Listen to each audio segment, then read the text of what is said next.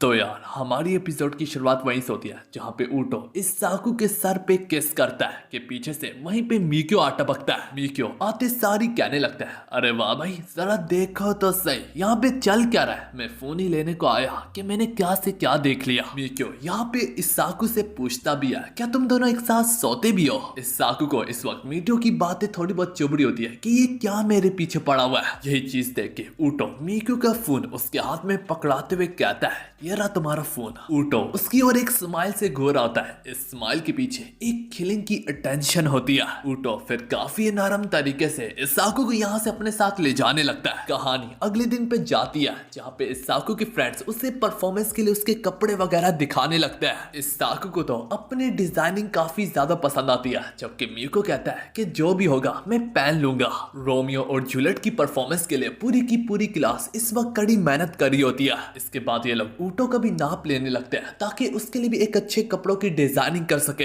इस साकू ऊटो को देखती रह जाती और अपने ख्यालों में ही खोई होती है कि पीछे से मीडियो आके उससे कहता है, मुझे काफी दुख है कि रोमियो का रोल ऊटो के बजाय मुझे मिला और तुम्हें भी काफी दुख होगा। ऊपर से इस साकू ये जाहिर करने की कोशिश करती है कि जरूरी नहीं है कि रोमांस प्ले करने के लिए ऊटो को ही होना चाहिए था। इस साकू ये सब कुछ थोड़ा बहुत घबरा के कैरी होती है और यही चीज मीटियो नोटिस कर लेता है। मीटियो एकदम से उसके काफी ज्यादा करीब आते हुए बोलता है, मुझे मालूम है कि तुम ऊटो को पसंद करती हो। इस साकू ऑलरेडी काफी ज्यादा घबराई होती है। वो अपने जज्बात को कंट्रोल ना कर पाती और जिस तरीके से वो रिएक्ट करती है वही देख के मीटियो का शक अब यकीन में बदल जाता है। उसे मालूम पड़ गया होता है तो इस साकू से कहती है कि वादा करो ये बात तुम ऊटो तक नहीं पहुंचाओगे। मीटियो सोचने लगता है, इस साकू को तो पढ़ना मेरे बाएं हाथ का खेल है, लेकिन जहां तक ऊटो की बात है ऊटो का पता चलाना थोड़ा सा मुश्किल है क्योंकि ऊटो ने उसे बचपन से लेके अब तक पाला है और पोसा है। ये कहना भी गलत नहीं होगा कि वो उसे अपनी बेटी की नजर से देखता है। ये पता चलाना काफी ज्यादा मुश्किल है कि वो उसकी बेटी की तरह है या फिर एक लवर की तरह। खैर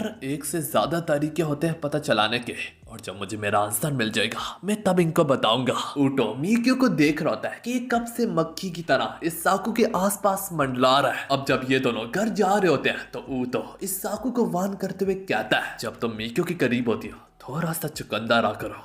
आखिरकार वो भी तो एक माफिया है। हमें फिर से अगले दिन के बारे में दिखाया जाता है जहाँ पे मीक्यो दोबारा से इस साकू को अप्रोच करते हुए कहता है, मुझे बताओ तुम आखिर ऊटो के बारे में क्या चीज सबसे ज्यादा पसंद करती हो। मैं जानता तो हूँ वो काफी ज्यादा हैंडसम है। तो इस साकू आगे से कहती है, इसमें कोई शक नहीं है कि वो काफी ज्यादा हैंडसम है, लेकिन सिर्फ एक वजह ये नहीं है, ऊटो एक केयरिंग पर्सन है। उसकी आवाज उसकी पर्सनैलिटी, मुझे उससे पहली नजर में ही प्यार हो गया था। मैं जब कुछ कहने लगूं तो जैसे कि वो मुझे सालों से सुनता आ रहा है।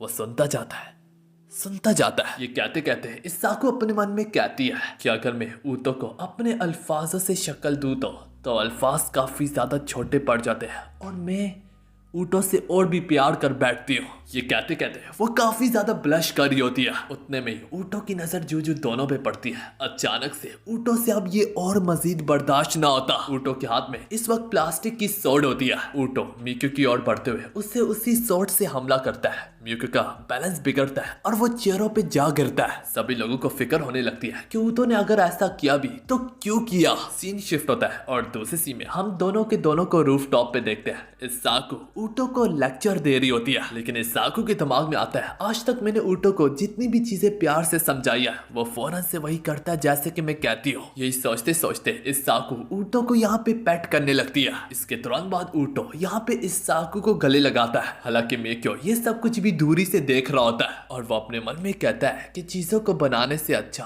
उनको तोड़ने का ज्यादा मजा आता है। इसी बीच में ऊटो इस साकू के कहने पे क्लासरूम में वापस लौट के सबसे जाके माफी मांगता है और वो मीक्यो से कहता है कि तुम्हारे कंधे पे कीड़े मकोड़े थे जिस वजह से मजबूरन मुझे हमला करना पड़ा। इस साकू दोबारा से मीक्यो को बर्दाश्त करने की कोशिशों में जारी लग जाता है, जबकि मीक्यो ऊटो से कहता है कि तुम इस साकू को अप्रोच करने में इतनी देर लगा रहे हो, जरूर तुम्हारा लव को लेके कोई एक्सपीरियंस नहीं है, लेकिन ऊतो अगर तुम इतनी ही देर लगाओगे तो कोई तुमसे छीन के भी ले जा सकता है। ऊतो उसका ज्यादा जवाब न देता और उसे अपनी तरफ से पूरा इग्नोर करने की कोशिश करता है। वह गुजरता जा रहा होता है जहाँ पे मिक्यो ऊतो और इसाकू पे दूरी से नजर रख के बैठा होता है। कल्चर के फेस्टिवल में सिर्फ 5 दिन ही बाकी होते हैं, मगर इनका काम अभी भी काफी ज्यादा पड़ा होता है। अब कुछ ही दिनों में इनकी परफॉर्मेंस के कपड़े वगैरह भी रेडी हो जाते हैं और ये लोग तीनों के तीनों जूजू पहनते हैं। सभी क्लास की नजर इनकी ही ओर टिकी होती है। इसाकू, ऊतो, मिक्यो तीनों की तीनों काफी ज्यादा कूल और खूबसूरत लग रहे होते हैं अपने परफॉर्मेंस के कपड़ों में।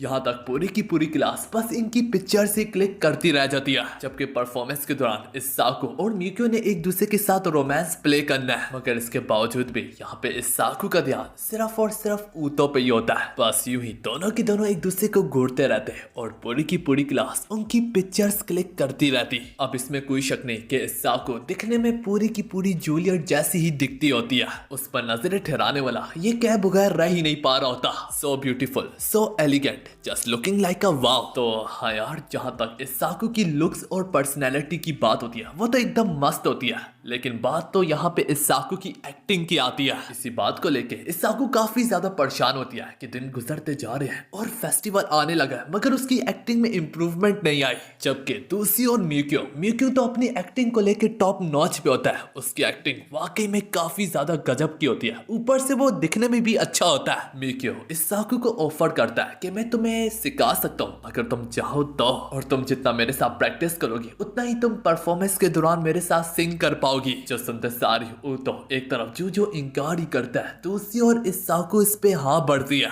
यूं ही मिक्यो से कुछ देर प्रैक्टिस करने के बाद अब तीनों की तीनों एक साथ लौट के घर जाने लगते हैं। इनको प्रैक्टिस करते करते दोपहर से शाम हो गई होती है, लेकिन मिक्यो जाते दौरान अभी भी इसाकू को सिखा रहा होता है। मगर बात तो यहाँ पे आती है कि मिक्यो इस मौके की तलाश में था। वह इसी तरह एक्टिंग दिखाते दिखाते ऊटो को पीछे धक्का देता है और वो जू ही इसाकू के बिल्कुल बैक में आ गया होता है। वो यहाँ पे फौरन से इसाकू को अपना बंदी बना लेता है, जबकि उसी दौरान ऊटो भी बिना वक्त लगाए बगैर अपनी गन निकाल के उसकी ओर तार डालता है। मिक्यो उससे वार्न करता है कि चाहे जरूर गोली मुझे लग भी जाए, लेकिन मरते मरते मैं इसाकू की भी जान को अपने हाथों से लेके मरूंगा। मिक्यो ऊटो को गन नीचे फेंकने के लिए कहता है और इसी के साथ हमारी वाली एपिसोड यहाँ पे खत्म होती है।